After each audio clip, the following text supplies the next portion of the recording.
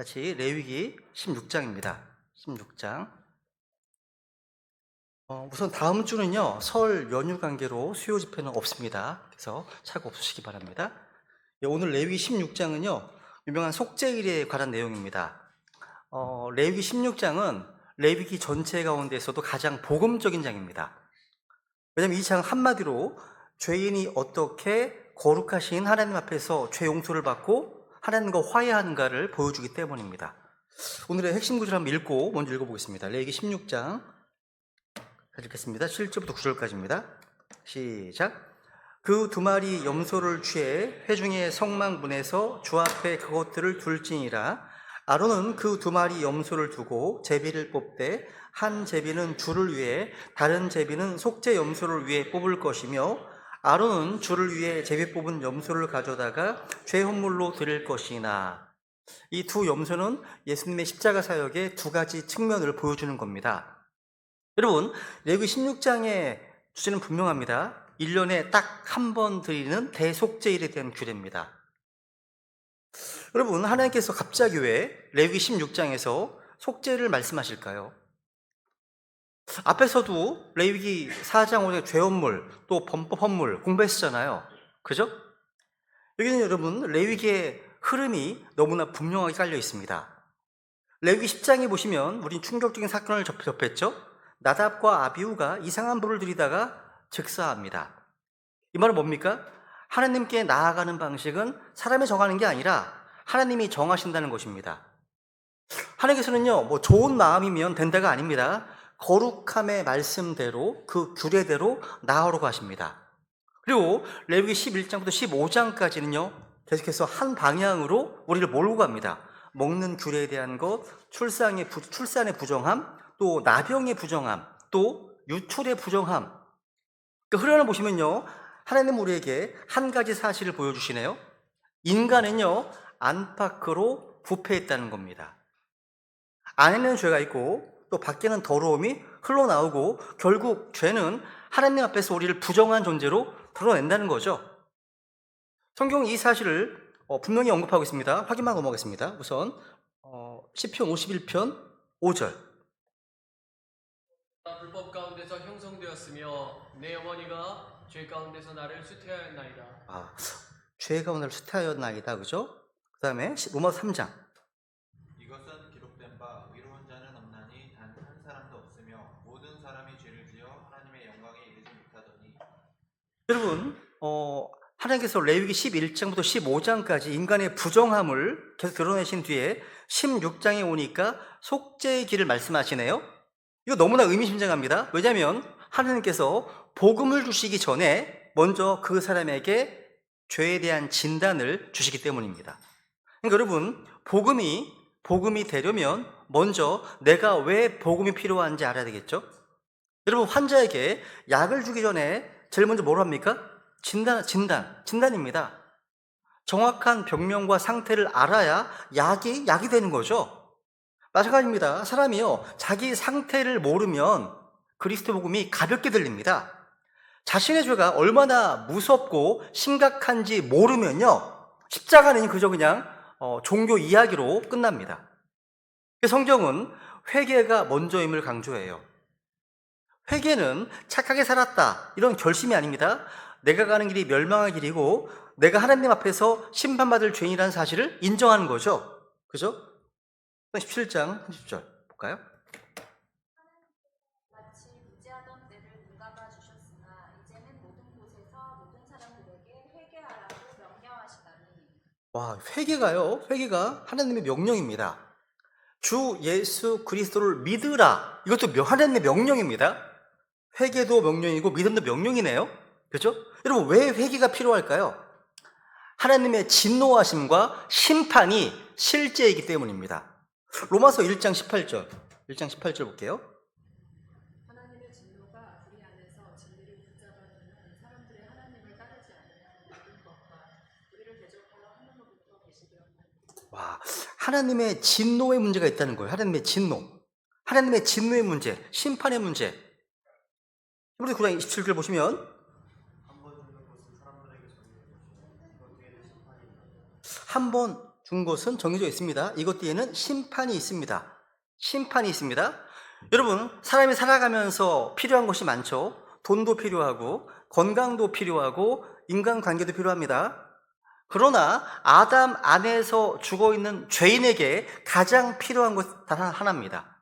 죄 용서입니다. 하나님과의 화해입니다. 가장 중요하죠. 로마서 5장 1절. 그러므로 우리가 믿음으로 의롭다고 인정받아 우리 주 예수 그리스도를 통해 하나님과의 화평을 누리는도다. 와, peace with God이네요. 하나님과의 화평을 누린다. 그죠? 이게 가장 큰 필요예요. 왜요? 심판이기 때문입니다. 심판, 진노. 여러분, 화평은요, 하나님과 나와의 문제죠? peace with God이잖아요. 하나님과 나와의 문제예요. 하나님과 화평하지 않으면요, 내 안에 참 평안은 오지 않습니다. 이 땅에 사는 모든 사람들은 죄인입니다. 하나님과 원수 관계에 있기 때문에 반드시 하나님과 화평을 누려야 됩니다. 반드시죠? 그죠?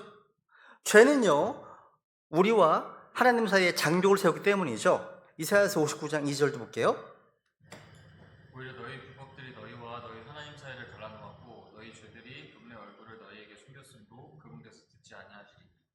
너희 불법들, 죄들이 너희와 너희 하나님 사이를 갈라놓았답니다. 이 죄의 장벽은요, 인간의 노력으로 절대로 제거되지 않습니다. 어떤 종교 행위로도, 어떤 선행으로도, 눈물로도, 결심으로도 무너지지 않습니다. 이 죄의 장벽은요. 근데 오늘 레위기 16장에 보니까 놀라운 굿뉴스를 말합니다. 피로 그 장벽이 제거되고 하나님이 다시 함께 하신다는 사실입니다. 그게 속죄일의 메시지예요. 결국 이 모든 것은요, 결국 예수 그리스도를 예표합니다. 예수님께서 십자가에서 피 흘려 죽으심으로 하나님의 공의가 만족되었고 죄의 대가가 지불되었다는 거죠. 그래서 이제 우리는요, 이 레위기 16장을 통해서 하나님이 정하신 이 속죄의 방식이 무엇인지, 왜 피가 반드시 필요한지, 또 두 염소가 무엇을 예표하는지 시간이 되면요, 이 내용은, 그리고 이 모든 것이 예수님의 단번 속죄로 어떻게 성취되었는가 한번 살펴보려고 합니다. 그럼 이 속죄일, 이 날의 의미부터 한번 보겠습니다. 구약시대 유대인들에게요, 1년 한 해 가운데 가장 중요한 날은 일곱째 달 열흘, 곧 속죄일이었습니다. 이 대속죄일을 가리켜서 이스라엘 백성들은요, 들어보셨을 거예요. 욤키퍼라고 불렀습니다. 욤은 the day, 그날을 의미합니다. 키퍼는 뭐냐면 덮는다, 가린다, 커버의 의미입니다. 그러니까 욤키퍼란 뭐예요? 죄를 덮는다는 뜻입니다. 죄를 덮는다. 그날은요, 하나님께서 자신의 백성들이 지은 모든 죄악들을 용서하시고 하나님과 화해하는 날입니다. 속죄일은요, 하나님께 나아가는 길은 오직 하나뿐이다. 희생 제물의 피를 통해서만 가능하다. 이걸 분명히 가르칩니다. 그래서 레위기 16장에 보시면 피라는 단어가 계속 반복해서 등장합니다. 또 레위기 17장에 가셔도 더 많이 나옵니다. 강조하고 있습니다. 성경 단호하게 말씀하시죠. 히브리서 9장 22절. 율법에 따라 거의 모든 것이 피로써 깨끗하게 되나니 피 흘림이 없이는 사명이 없느니라. 아멘. 피 흘림이 없이는 사면이 없습니다. 마태복음 26장 18절. 그것은 제들의 사면을 얻게 하려고 많은 사람을 위해 흘린 나의 피 세상속 언약의 피니라. 속죄일이 우리 가르치는 핵심은 이거예요. 죄는 피가 아니면 그 어떤 것으로도 해결되지 않는다는 거죠. 그래서 이루어진 죄인의 삶에 있어서 가장 위대한 날은 언제죠? 그 죄의 문제를 해결받은 날입니다. 바로 구원받은 날. 주의 말씀 받은 그날. 그죠? 죄사함 받은 날이죠. 한마디로 하나님과 화해한 날이에요. 바울은 그날을 이렇게 표현했습니다. 빌립보서 1장 5절 볼까요? 첫날부터 지금까지 너희가 복음 안에서 구제하였기 때문이라. 와, 첫날부터 지금까지 이 첫날이 있다는 거죠. 그죠? 기쁜 날이죠. 첫날, 주님과 만난 그날, 죄 용서를 받은 날. 첫날이 있어야 됩니다. 또 볼게요. 골로새 1장 6절. 그것이 온 세상에 있으면서 열매를 맺는 것 같이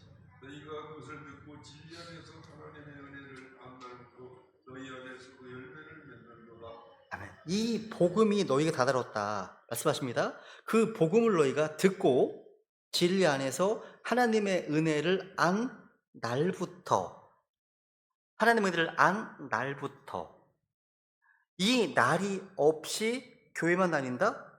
종교생활하는 거예요. 신앙생활이 아니라. 이건 시작입니다. 가장 중요한 날이죠. 여러분, 복음을 들은 날이 있습니다. 하나님의 은혜를 알게 된 날이 있어야 됩니다. 있죠, 그죠, 여러분? 이스라엘 백성들에게 있어서 그날이 바로 속죄일이었고요. 우리에게는요, 예수 그리스도를 믿고 구원받은 날입니다.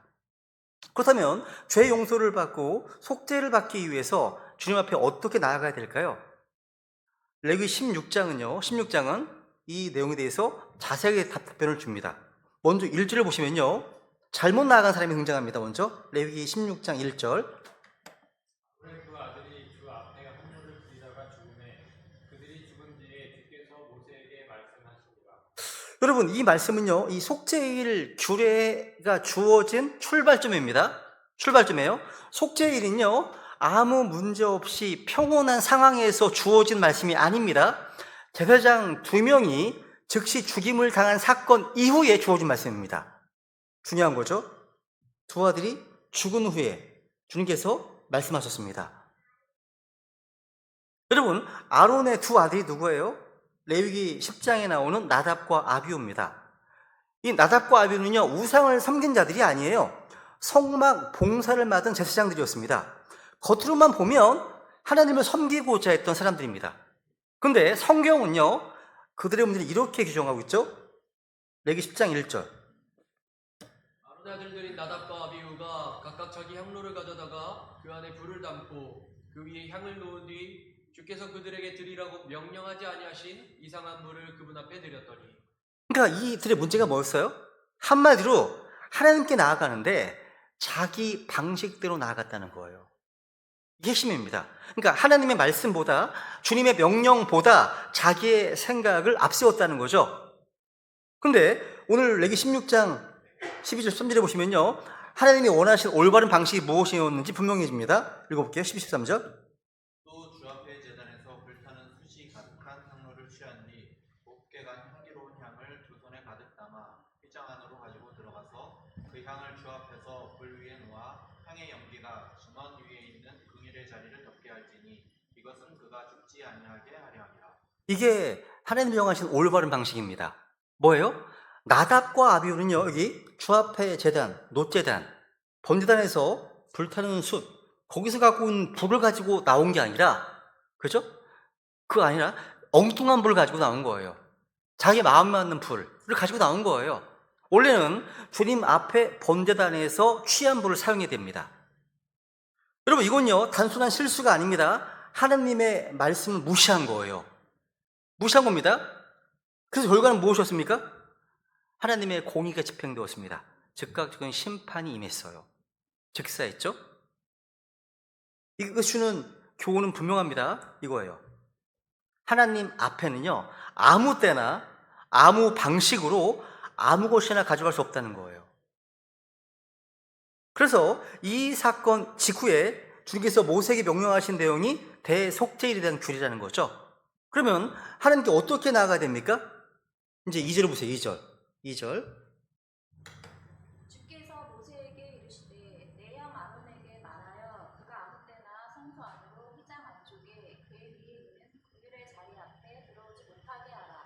그래야 그가 죽지 아니하리니 이는 내가 구름 가운데서 긍휼의 자리 위에 나타날 것이기 때문이니라. 여러분, 구약시대에는요, 정말 두려워요. 아무 때나 들어가면 다 죽습니다. 죽임을 당합니다. 심지어 아론조차, 대제사장 아론조차도 아무 때나 지성소에 들어갈 수 없었습니다. 왜 그렇습니까? 구약시대는요, 아직 지성소로 들어가는 길이 열려있지 않았기 때문이죠. 히브리서 9장에 보세요. 이 사실 이렇게 설명합니다. 9장 8절. 그래서 성령님께서는 이것즉 첫째 성막이 아직 서 있는 동안에는 지성소로 들어가는 길이 아직 드러나지 아니하였다는 것을 겉으로 드러내 보여주십니다. 그러니까 구약시대, 구약의 경륜 가운데서는 아직 뭐예요? 지성소로 들어가는 길이 아직 드러나지 않았습니다. 그죠? 구약시대는 첫째 성막이 서 있는 시대였습니다. 휘장이 그대로 있습니다. 성소와 지성소를 나누고 있죠, 휘장이. 그러니까 하나님의 임재는 철저히 구분되어 있었습니다. 그래서 대제사장은요, 1년에 단 한 번, 오직 속죄일 날, 그것도 피를 가지고서만 지성소에 들어갈 수 있었습니다. 그렇다면 주님께 올보러 나가는 방식이 무엇입니까? 분명 말씀하시면 히브리서 9장 7절입니다. 7절.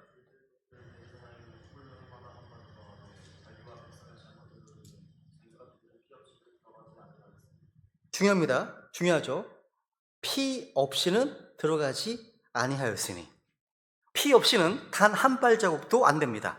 왜냐하면 피를 가지고 나아간다는 것은요, 자신의 죄악됨을 인정한다는 것이고요, 하나님의 거룩하심을 인정하는 것이기 때문입니다. 하나님의 임재 앞에 서는 사람은 누구나 하나님의 거룩하심을 직면하게 됩니다. 그리고 피가 없으면 죽습니다. 그래서 하나님께서요, 아론에게 그리고 우리 모두에게 전하기 원하시는 교훈입니다. 그러니까 피가 아닌 자기 의로 나아가는 길이나 자기 방식으로 나아가는 예배는 위험하다는 것.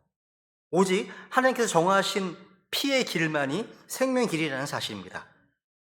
근데 여러분, 예수 그리스도의 십자가의 죽으심으로 그 길이 열렸습니다. 이제는요, 복이죠. 엄청난 복이로 열린 겁니다.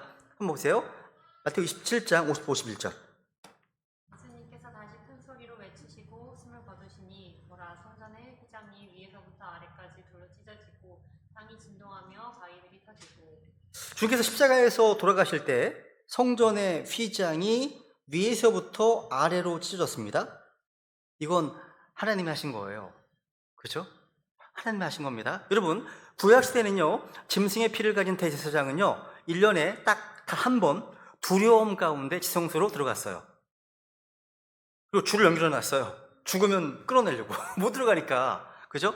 그리고 휘장이 지성소를 가리고 있었습니다. 근데 이제 우리는 예수님의 피를 힘입어서 새롭고 살아있는 길로 지성소에 들어갈 담대함을 얻었습니다. 그럼 보세요, 한번. 히브리 10장 19, 10절. 그러므로 형제들아, 우리가 예수님의 피에 의거하여 새롭고 살아있는 길로 지성소에 들어갈 담대함을 얻었는데, 이 길은 주께서 우리를 위하여 휘장 곧 자기 육체를 통해 거룩히 구분하신 것이니라. 아멘. 이게 신약시대 축복입니다. 그죠? 예수님의 피에 의거하여 새롭고 살아있는 길이 열린 겁니다. 지성소에 들어갈 담대함을 얻었다. 여러분, 우리는 언제든지요, 은혜의 왕자 앞으로 나아갈 수 있습니다. 땅에 있는 성막이나 성전이 아니라 하늘에 있는 성막으로 곧바로 주님 앞에 나아갈 수 있습니다. 하나님 앞으로 나아가는 유일한 길이 바로 예수 그리스도십니다.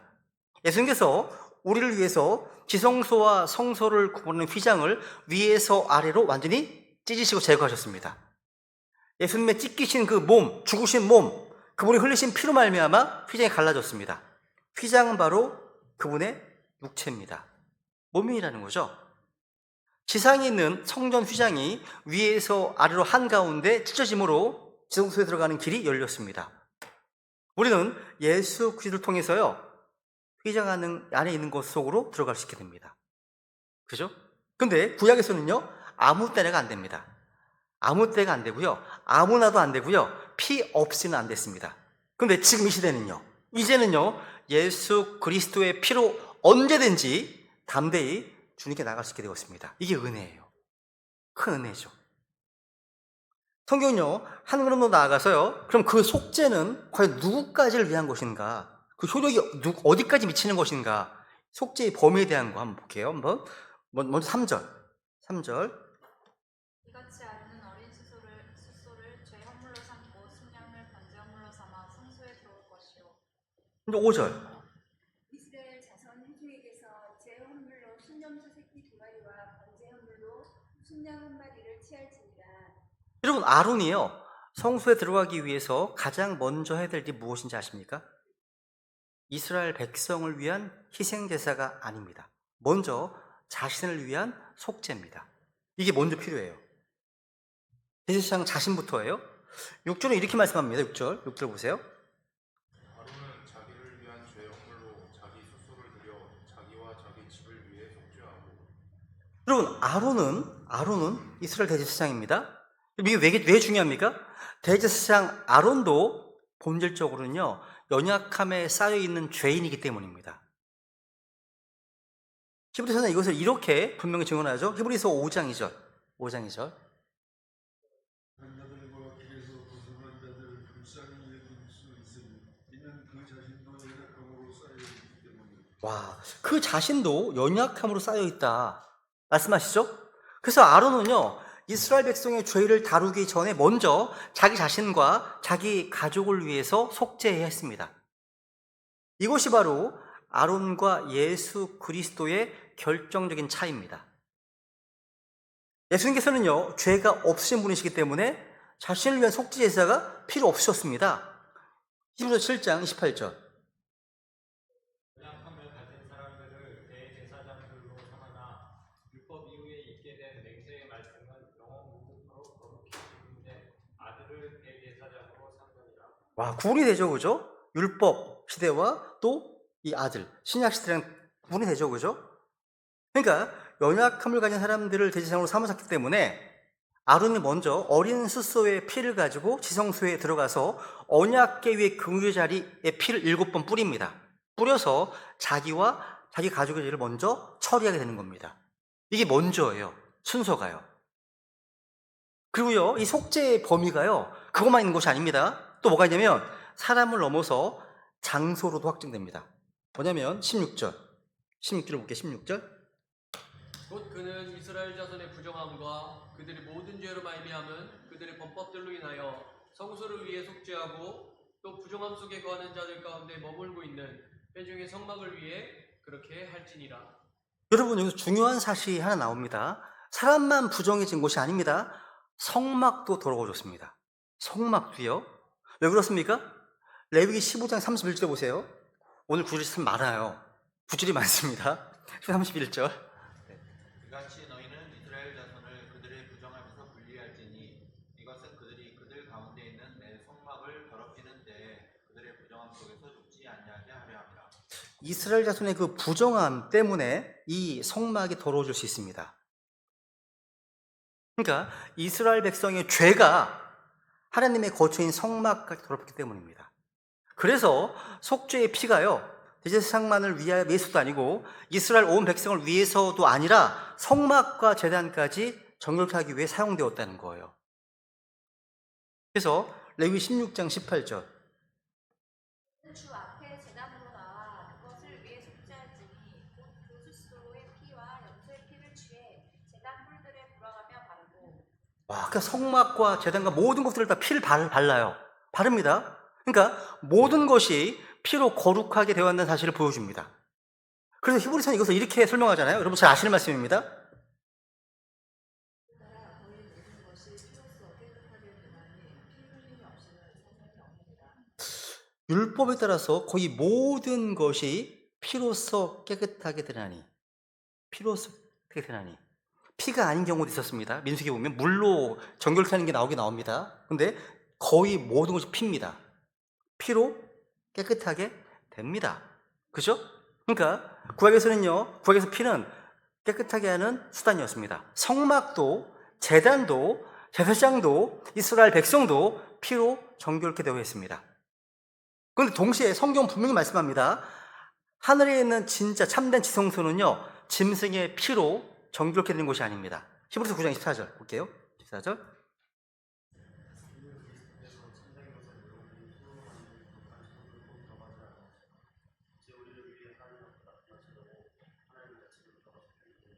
와, 성막은 하늘 그 자체를 보여주네요. 그러니까 성막은 모형이고요, 성막의 원형은 하늘 자체입니다. 하늘이 첫째 하늘, 둘째 하늘, 셋째 하늘 나눠 있잖아요. 그죠? 뜰, 성소, 지성소 나눠져 있습니다. 그리고 성소, 지성소가 휘정으로 나뉘어져 있죠. 이게 둘째 하늘, 물들이 나뉘어 있잖아요. 그죠? 어쩌거나 이 구약의 성막은 그림자였습니다. 모형이었습니다. 짐승의 피도 예표고 상징이었습니다. 하늘에 있는 그 참된 지성소는요, 짐승의 피가 아니라 예수 그리스도의 피로서만 깨끗하게 될 수 있습니다. 그래서 여러분, 골로새 1장 24절에 보시면요, 더 놀라운 말씀하십니다. 1장 10절. 1장 10절. 그분의 십자가의 피를 통해 화평을 이루사 그분으로 말미암아 모든 것이 자신과 화해하게 하시되 내가 말하노니 그것들이 땅에 있는 것들이든 하늘에 있는 것들이든 그분으로 말미암아 자신과 화해하게 하셨느니라. 와, 이 십자가의 피를 통해 화평을 이루사, 십자가의 피를 통해, 그래서 땅에 있는 것들이든 하늘에 있는 것들이든 그분으로 말미암아 자신과 화해하게 하셨다. 여러분, 십자가의 피는요, 단순히 한 사람의 죄를 덮는 게 아닙니다. 한 민족의 죄를 덮는 것도 아닙니다. 이 피는 하늘과 땅, 온 우주까지 화해케 하는 능력이 있습니다. 그렇다면 이제 레위기 16장을 다시 보세요. 왜 성막까지 속죄했습니까? 왜 제단까지 피를 발라 했습니까? 이스라엘의 죄가 그들이 드나드는 성막을 더럽혔기 때문입니다. 죄는요, 이 부정함은요, 사람에게만 머무르지 않고 하나님의 거처까지 영향을 미쳤습니다. 그래서 이렇게 부정하게 된 성막도 중요하게 될 필요가 있었다는 거죠. 여기서 우리는요, 속죄일의 목표, 이 속죄일의 목표를 이제 보게 됩니다. 속죄제의 목표는요, 단지 죄를 덮는 것만이 아닙니다. 그 목적은 더 커요. 성소와 성막, 제사장과 이스라엘 백성 모두를 거룩하게 해서 그들 가운데 하나님께서 거하실 수 있도록 만드는 겁니다. 그러니까 속죄의 최종 목적은 뭐예요? 죄를 덮는 게 끝이 아닙니다. 하나님이 거하시는 상태를 회복하는 것. 이게 속죄일의 목표예요. 하나님과 교제할 수 있는 것, 하나님이 거하시는 것, 이게 목표라는 거예요. 근데 이것이 신약시대에 와서는 예수님 십자가를 통해서 우리 안에서 이루신 일입니다. 이게요. 그 다음에 이제 속죄의 범위가 어디냐면 이스라엘 백성 전체로 확장됩니다. 15절을 보세요. 15절. 그 뒤에 그는 백성을 위한 죄의 헌물 염소를 잡고 그것의 피를 휘장 안으로 가져가 그 수소의 피로 행한 것 같이 그 피로 행하여 금휴대 자리 위와 금휴대 자리 앞에 그것을 뿌릴지니. 여러분, 대제사장은요, 자신과 성막을 정결케 한 후에 이제 마침내 백성을 위해서 속죄사역을 이제 합니다. 여기서 하나님께서는요, 아주 흥미로운 두 가지 기준을 보여줍니다. 먼저 안수, 죄를 전가하는 게 나옵니다. 보세요. 21절.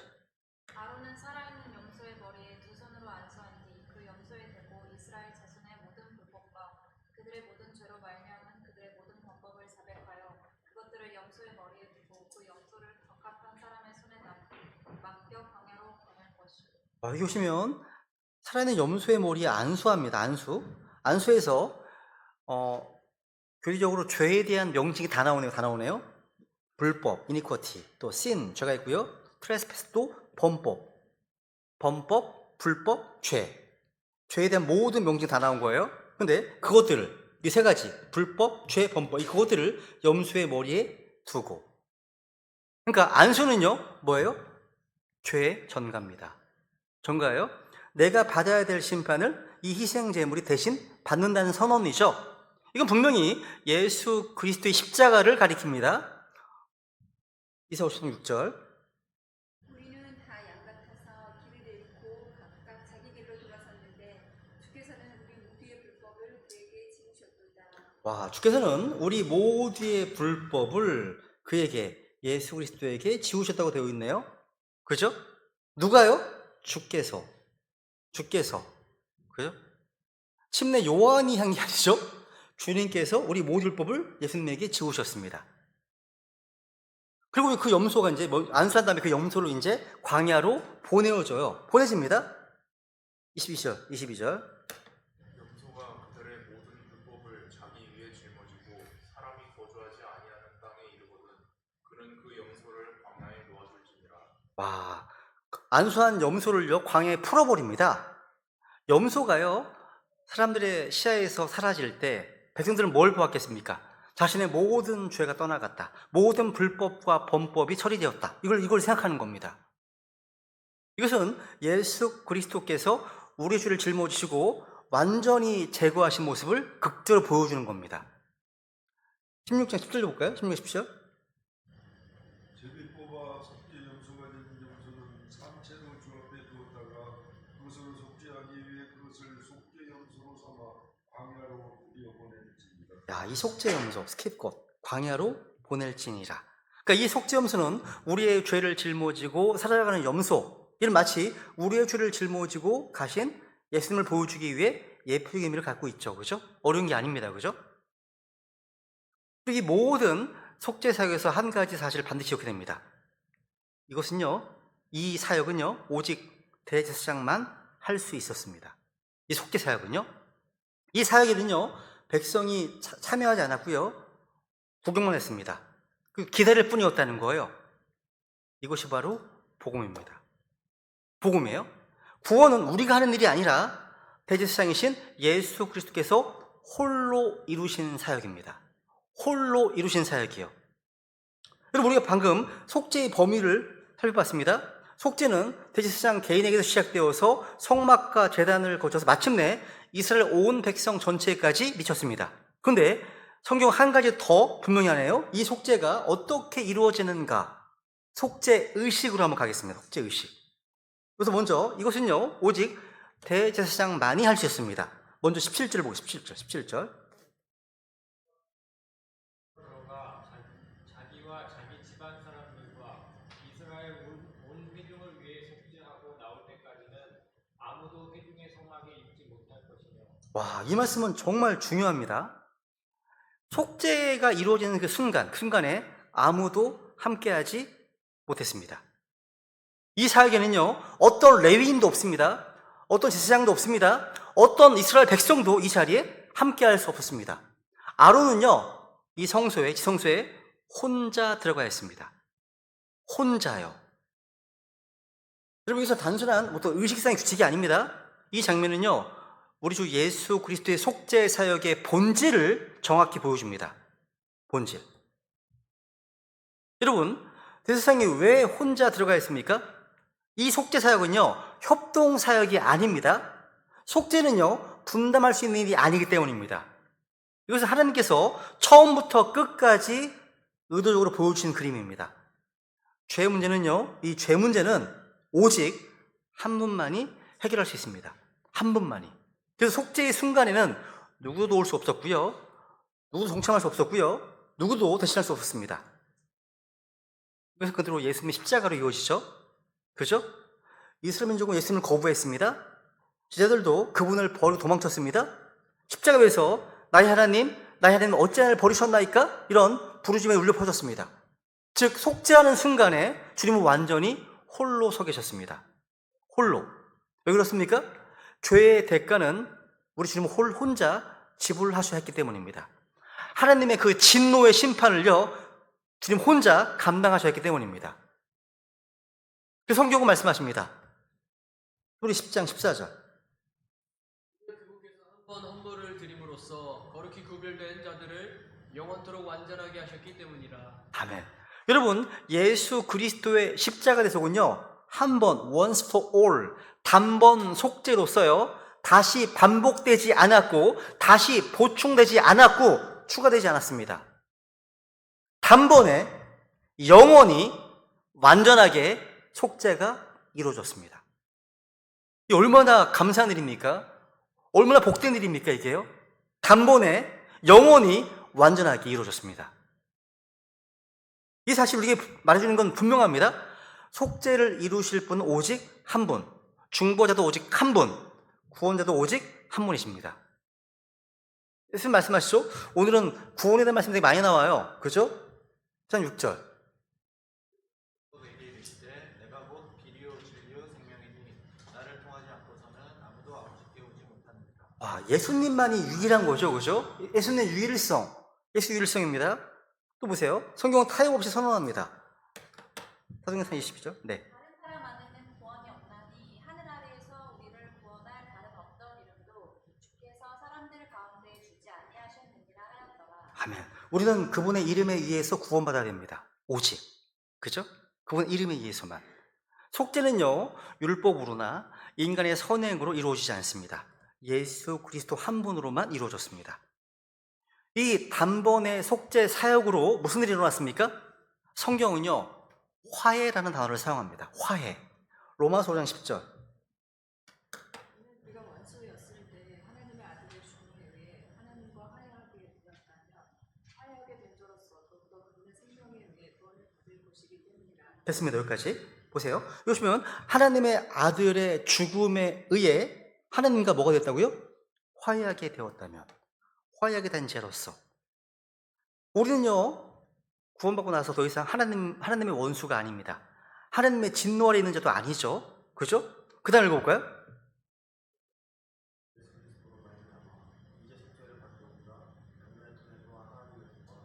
아멘. 여러분, 속죄의 목적은 단순히 어떤 죄책감을 없애는 것이 아닙니다. 속죄의 목적은요, 하나님과의 화해이고 하나님과의 관계 회복입니다. 이 목적이에요. 하나님을 또한 기뻐한다. 또 하나님과 화해하게 되었다. 그죠? 하나님과 관계 회복한 겁니다. 여러분, 속죄 의식의 핵심은요, 이겁니다. 오직 대제사장만, 그리고 오직 혼자, 또 오직 피로 단번에 이루어진 사역입니다.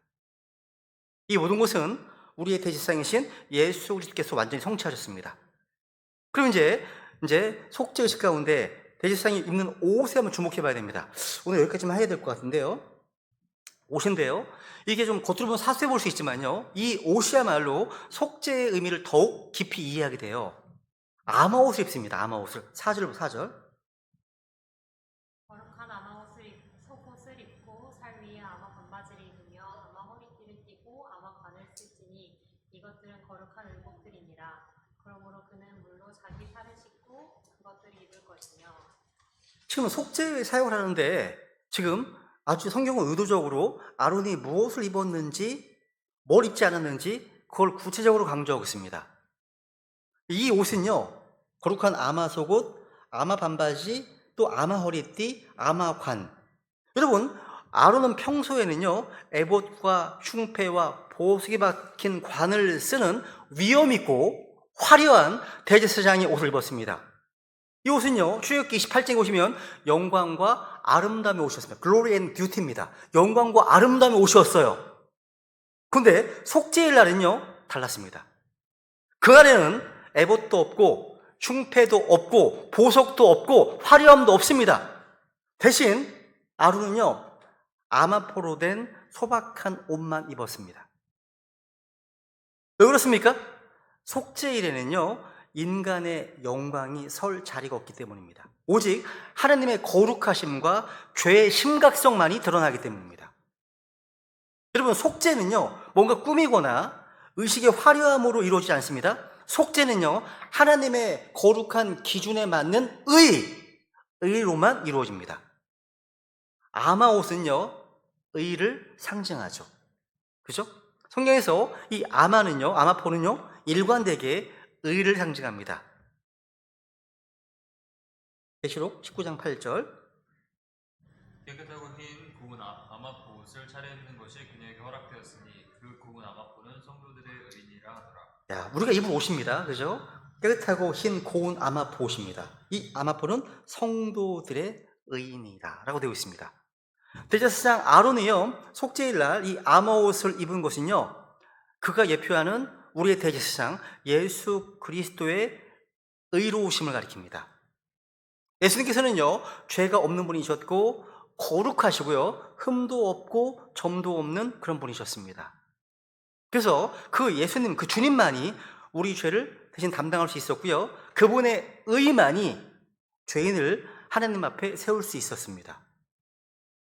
성경 분명히 선언합니다. 고린도서 5장 21절. 하나님께서 죄를 알지 못한 그분을 우리를 위해 죄가 되게 하신 것은 우리가 그분 안에서 하나님의 의가 되게 하려 하십니다. 아멘. 여러분, 사람은요, 자기 의로는 결코 주님 앞에 설 수가 없습니다. 죄인이 주님 앞에 설 수 있는 유일한 길은 뭐예요? 예수 그리스도의 의 안에 있을 뿐입니다. 중요하죠, 그죠? 또한 이 아론이 입은 이 옷은요, 아마옷은요, 대제사장의 영광스러운 옷이 아니라 마치 평범한 제사장의 옷과 같은 낮은 모습의 옷이었습니다. 이것은 우리 주님께서 속죄 사역을 위해서 자신의 영광을 내려놓으신 성육신과 낮아지심을 보여줍니다. 빌립보서 2장 이걸 잘 보여주는 겁니다. 2장 6절. 주님께서는 하나님의 형체로 계심으로 하나님과 동등함을 불탈로 여기지 아니하셨으나 스스로 무명한 자가 되사 자기 위에 종의 형체를 취하시고 사람들의 모습이 되셨으며 사람의 모양으로 나타나사 자기를 낮추시고 죽기까지 곧 십자가로 인해 죽기까지 순종하셨느니라. 아멘. 주님께서는요, 영광의 옷을 벗으시고 종의 모습으로 오셨습니다. 제가 예전에 요한복음 강의할 때 13장 강의 기억하십니까? 발을 씻어주실 때 먼저 자기 옷을 벗으십니다. 수건을 두르십니다. 그리고 제사장 그 제자들의 발을 씻어주십니다. 그러고 나서 다시 옷을 입으십니다. 이게 다 예표가 다 있어. 예표가 다 있는 거예요. 기억하시는 분 아무도 없을 거야 아마. 2000년 되게 오래돼가지고. 그죠? 여러분, 속죄는요, 높아짐이 아니라 낮아짐으로 이루어졌습니다. 영광이 아니라 겸손으로 이루어졌습니다. 그죠? 또한 이 아론은요, 아마 옷을 입기 전에 먼저 물로 몸을 씻어야 했습니다. 보시면요, 이것은 거룩한 의복들이니라. 그러므로 그는 물로 자기 살을 씻고 그것을 입을 것이며, 물로 자기 살을 씻고 입으라고 되어 있네요. 이건요, 주님 앞에 나아가는 자는 거룩히 구별된 상태의 위함을 보여줍니다. 이렇게 말씀하셨죠? 7장 19절 마지막 구절인데요. 네. 또 내가 그들을 위해 나 자신을 거룩히 구별하오니 이것은 그들도 진리로 거룩히 구별되게 하려 함이니이다. 우리 주님의 기도문이죠, 그죠? 17장 그죠? 주님께서는요, 스스로 거룩히 구별하시고 완전히 깨끗한 상태로 우리의 죄 허물이 되셨습니다. 여러분, 속죄일에 아론이 입은 옷은, 아마 옷은 단순한 복장이 아니에요. 그 옷은 예수 그리스도의 완전한 의를 말하고 있고요, 그리스도의 낮아지심을 선포하고 있습니다. 우리는 이 자기 의의 옷을 벗고 그리스도의 의의 옷을 입어야 됩니다. 이제 말씀을 정리하겠습니다. 오늘 레위 16장은요, 하나님께 나아가는 길은 하나뿐이다. 피 없이는 안 된다. 내 방식이 아니라 하나님의 방식이어야 한다. 가르치고 있습니다. 그 속죄일은요, 대제사장이 홀로 들어갑니다. 즉 우리의 죄를 해결하실 분은 여러 명이 아닙니다. 오직 한 분, 예수 그리스도이십니다. 예수님은 십자가에서 홀로 피 흘려 죽으심으로 단번에 영원한 속죄를 이루셨습니다. 또 속죄일날 대제사장이 입은 이 아마 옷은요, 우리에게 인간의 자랑이 설 자리가 없음을 증언합니다. 내 의나 내 공로나 내 체면이나 내 종교심을 다 벗겨버립니다. 오직 그리스도의 의만 입어야 함을 보여줍니다. 그리고 이 속죄의 최종 목적은요, 하나님께서 우리 가운데 거하시는 겁니다. 그분과의 관계 회복했다는 사실이죠. 그죠? 오늘 이 수요 집회가 끝나도요, 속죄를 받은 우리 구원받은 백성답게 거룩함으로 주님을 모시고 사는 겁니다. 그게 목적이에요. 우리 시간 좀 들은 말씀을 기억하시면서요, 구원받은 성도답게 거룩함을 추구하고 하나님과 함께 걸어가는 그 삶을 떠나시면서 주님께 은혜를 구하겠습니다. 기도하겠습니다. 잠깐. 네.